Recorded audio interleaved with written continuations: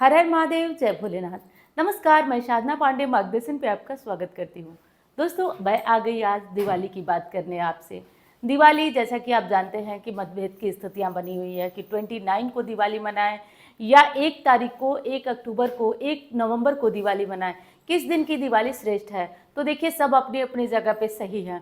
कुछ लोगों का मत है कि दिवाली उस दिन मनाई जानी चाहिए जिस दिन रात के समय अमावस्या हो, वो भी सही है, शास्त्र ऐसा भी करता है।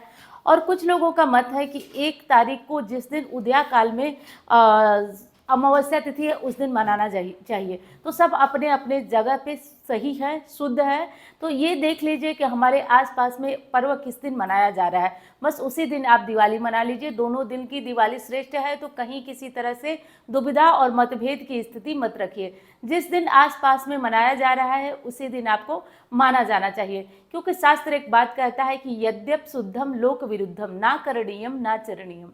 तो अगर बहुत शुद्ध भी हो लेकिन लोक के विरुद्ध हो, लोग ऐसा नहीं कर रहे हैं, ऐसा नहीं मान रहे हैं, ऐसे आचरण को ना करना चाहिए और ना ही रखना चाहिए। तो हमें जो है अपने आसपास में, क्योंकि दिवाली आप अकेले तो मनाएंगे नहीं, तो 31 अक्टूबर को मना रहे हैं या 1 नवंबर को मना रहे हैं, जिस दिन मना रहे हैं आप उस दिन दिवाली मना लीजिए। तो ये बात हमारी बिल्कुल स्पष्ट हो गई कि दिवाली हमें किस दिन मनाना है। आज का मुद्दा दिवाली किस दिन मनाना है ये नहीं। हाँ, वीडियो में आप लोग पूछेंगे इसलिए मैंने बता दिया। मेरा मुद्दा कुछ और ही है। मेरा मुद्दा है कि अगर आपके जीवन में बहुत भयंकर गरीबी चल रही है, आपके जीवन में बहुत भयंकर तकलीफ चल रही है, किसी भी कारण से आपको लाभ नहीं हो रहा है, तो पहली चीज़ आप मेरी सुन लीजिए कि अब से दिवाली तक लगातार छोटे छोटे उपाय मैं कुछ न कुछ बताती रहूँगी। विश्वास मानिए, साथ में जुड़ जाइए। अगर आप चैनल के साथ नहीं जुड़े हैं तो आप चैनल को सब्सक्राइब करिए। आपका मन चाहे तो, कोई ज़बरदस्ती नहीं है, क्योंकि आपको लगेगा कि आपको मतलब मेहनत आपको करना पड़ेगा, ये मैं पहले बता दूं, लेकिन गारंटी देती हूँ कि लाभ आपको मिलेगा इसका। और हाँ, दिवाली के करीब मैं लाइव भी आती हूँ, जैसा कि आप जानते हैं कि लगभग 2 दिन 3 दिन हर दिन आकर आपको अलग अलग उपाय बताती हूँ। तो दिवाली के करीब मैं लाइव आती हूँ। चैनल को सब्सक्राइब कर लेंगे तो आपको नोटिफिकेशन मिल जाएगा हर दिन का अलग अलग उपाय, क्योंकि ये समय ऐसा है कि यदि दरिद्र व्यक्ति भी ठान लेना तो वो अपने जीवन से दरिद्रता दूर कर सकता है। क्योंकि ये ऐसा मौका है ना कि बस थोड़े से प्रयास से हमारे घर से कर्जे दूर हो सकते हैं, हमारे घर से गरीबी जा सकती है, और उनका जीवन जो सामान्य ठीक ठाक चल रहा है, लेकिन उनको बहुत बड़े धन की आशा है, बहुत बड़ी गाड़ी लेना है, बहुत बड़ा बंगला लेना है, वो भी अपने जीवन में परिवर्तन कर सकते हैं। अब आपके मन में एक चीज़ आ रही होगी कि भाग्य में लिखा नहीं होगा तो कैसे मिलेगा। देखिए, परिश्रम से बहुत कुछ बदला जा सकता है। परिश्रम से, विश्वास करिए, बहुत कुछ बदला जा सकता है। यहाँ तक कि भाग्य भी कई बार बदला जा चुका है, हमारे शास्त्र है, मैं आज इसका वर्णन नहीं करूँगी। तो इस तरीके से हम परिश्रम करेंगे। आप कहेंगे कि मैं परिश्रम कौन सा बता रही हूँ, मैं तो पूजा पाठ तप त्याग भी एक परिश्रम है, क्योंकि सभी नहीं कर सकते। इस बात का ध्यान रखिए कि सभी नहीं कर सकते। इसको करने में भी मेहनत लगती है, और इसको करने में भी प्रयास लगता है, मेहनत लगती है, तब जाकर सफलता मिलती है। क्योंकि मैं जो है आप ही से मंत्र जपवाऊंगी, आप ही से पूजा कराऊंगी, तब जाकर के आपको लाभ होगा। अब करना यह है कि आपको ये काम जो मैं बताने जा रही हूँ, लगभग 5 काम बताऊंगी, ये आप 29 तारीख से प्रारंभ करेंगे। 29 तारीख से आप एक काम करिए कि 29 तारीख से या तो आप गुड़ घोल लीजिए, या चीनी घोल लीजिए, या बाहर से शरबत मिलता है गन्ने का, तो वो ले लीजिए और श्री सूक्तम का पाठ करिए। श्री सूक्तम का पाठ एक बार बोलते हुए, एक बार श्री सूक्तम के जो 16 मंत्र हैं, 16 मंत्रों को बोलते हुए स्वाहा स्वाहा करके, हवन की विधि मैंने चैनल पे अपलोड की है, वो आप देख लीजिए। और आप पति पत्नी या फिर जिन लोगों को धन की अधिक इच्छा है, ये तीनों दिन को रात को 10 से 11 के बीच हवन करिए। ये तीनों दिन हवन की विधि मैं बता चुकी हूँ। ये तीनों दिन चमत्कार हो जाएगा। आप तीनों दिन माँ लक्ष्मी का, जैसे दिवाली की पूजा होती है, जैसे धनतेरस की पूजा होती है, वैसे धनतेरस की पूजा कर लीजिए। उसके बाद 10 से 11 के बीच एक कटोरी में आप थोड़ा शरबत मंगवा लीजिए, नहीं है तो चीनी घोल लीजिए, वो भी नहीं है तो गुड़ घोल लीजिए, और उसे लेकर के आप कोई आम का पल्लो ले लीजिए, कोई चम्मच ले लीजिए, अग्नि थोड़ा ज़्यादा धधका लीजिए, फैला लीजिए, क्योंकि आप उस पर जो है पानी डालने वाले हैं, तो अग्नि पे पानी तो नहीं कहेंगे, लेकिन थोड़ा सा अग्नि मध्यम हो जाती हैं। तो आप क्या करें कि श्री सूक्तम बोलते हुए, जहाँ पे आपको वो चीज़ खत्म हो रही है, जैसे 2 लाइन खत्म हो रही, उस 2 लाइन के बाद आपको स्वाहा बोल करके वहाँ पे गिराना है। तो इस तरीक़े से आपको 3 दिन का ये काम करना है और विश्वास मानिए धीरे धीरे धीरे धीरे आप देखेंगे 1 हफ्ते में आपका काम बनने लगेगा। बहुत ही चमत्कारी उपाय है। दूसरा उपाय क्या करना है कि धनतेरस के दिन से ही शुरू करना है। आप अपने घर की जो पुरानी माँ लक्ष्मी हैं उनके चरणों में 11 गोमती चक्र, 11 कौड़ी, 11 कमलगट्टे के बीज और कुछ पैसे रख दीजिए। एक लाल या पीले कपड़े पे इसे रख दीजिए और तीनों दिन लगातार आप श्री सुक्तम या कनक धारा स्त्रोत बोलते हुए आप थोड़ा थोड़ा हल्दी कुमकुम अक्षत उस पर गिराते रहिए। तीनों दिन आप वहाँ पूजा करिए और अंत में दिवाली की रात को उस पोटली को बांधिए और बांधकर अपने घर में रखिए।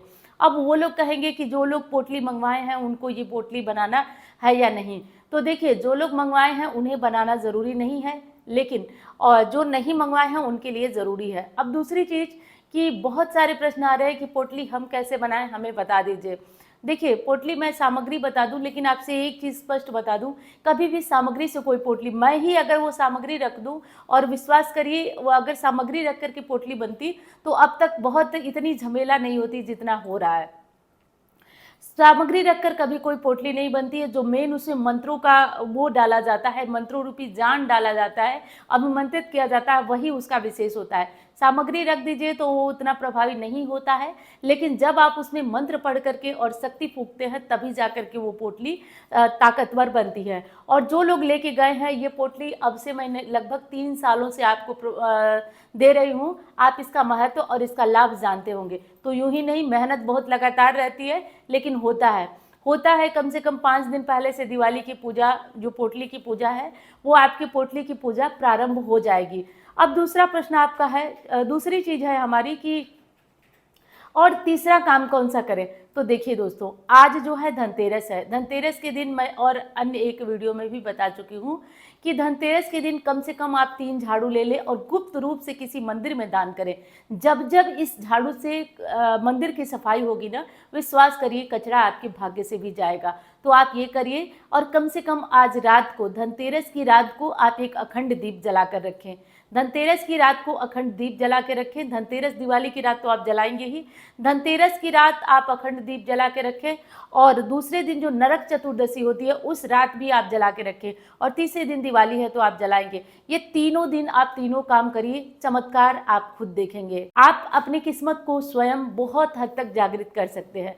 देखिए भाग्य का लिखा मैं बिल्कुल नहीं मिटा सकती, लेकिन परिश्रम प्रयास से बहुत सारी चीज़ें आपके भाग्य को साथ देने लगती है। कभी कभी आपके भाग्य में होता है ग्रहों की वजह से नहीं मिलता है या कुछ ऐसी चीज़ें होती हैं, तो ये ग्रहों का बंधन भी काट देने वाला उपाय है। 3 दिन अपने घर में अखंड दीप है, वो अखंड दीप जलाइए। अखंड दीप आप तिल के तेल का, घी का भी जला सकते हैं। अखंड दीप जलाते समय उसमें थोड़ा सा आप इत्र जरूर डालिए, इससे सुगंध भी फैलती रहेगी। सुगंध माँ लक्ष्मी को इतनी प्रिय है कि वो बरबस आपकी तरफ आकर्षित होती रहेंगी।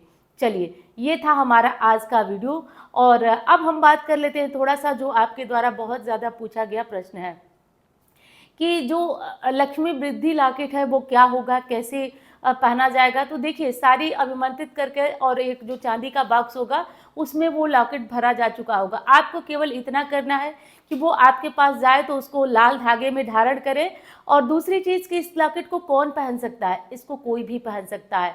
इसका नाम तो ज़रूर है लक्ष्मी वृद्धि, लेकिन ये आपके परिवार में कहीं कोई गया है, चिंता बनी हुई है, तो ये बच्चों के लिए विद्या बुद्धि प्रदायक है, लेकिन ज़्यादातर ये लक्ष्मी के लिए है। अब दूसरी चीज़ है कि आपको और कौन सा विशेष काम करना है। तो इस लॉकेट जो आपको जाएगा, कभी भी पहन करके किसी की मृत्यु में, किसी के जन्म के समय, जैसे हॉस्पिटल वगैरह में जाएं तो निकाल करके जाएं। इस बात का, जैसे हॉस्पिटल में जो है किसी बच्चे का जन्म हुआ है, आप उसको देखने जा रहे हैं तो निकाल करके जाइए। किसी की शव यात्रा में जा रहे हैं तो निकाल करके जाइए। इस सब बातों का विशेष ध्यान रखिए, क्योंकि अगर आपने ध्यान नहीं रखा तो ये जो हमारा लॉकेट है वो बेअसर हो जाएगा। और पीरियड्स में आप इसे ज़रूर उतार दें और जैसे ही आप साफ शुद्ध हों तो इसे उतार दें। अशुद्धि की अवस्था में भी इसे उतार दें। पुनः गंगा जल या सामान्य जल से धोकर आप इसे पहन सकते हैं। तो बस लॉकेट में इतना ही ध्यान रखना है। जो लोग नॉनवेज वगैरह खाते हैं, खाने से पहले इसे उतार दें। बाद में जब आप शुद्ध हो जाते हैं भगवान की पूजा से पहले, इसे भी साफ करके और पहन लें। तो इस तरीक़ा से करके आपको इस लॉकेट को पहन लेना है। तो मैंने बात कर दी सारी कि आपको क्या और कैसे करना है। ये 2 चीज़ों के बारे में बहुत ज़्यादा पूछा जा रहा है मुझसे, तो मैंने बताया। अब चलिए दोस्तों, मैं मिलती हूँ आपसे अन्य वीडियो में। धन्यवाद। हर हर महादेव।